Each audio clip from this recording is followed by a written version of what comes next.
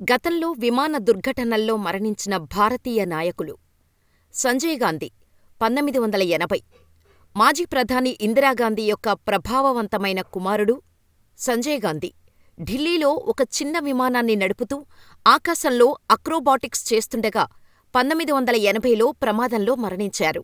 మోహన్ కుమార మంగళం ప్రముఖ కాంగ్రెస్ నాయకుడు మరియు మాజీ కేంద్రమంత్రి. ఇండియన్ ఎయిర్లైన్స్ విమానం ఢిల్లీ సమీపంలో 1973లో కూలిపోవటంతో మరణించారు.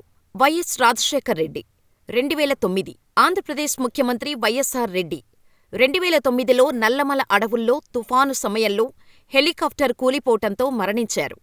ఈ ఘటన తర్వాత ఆయన మరణవార్త విన్న 100 మంది అనుచరులు షాక్తో మరణించారని నివేదికలు చెబుతున్నాయి.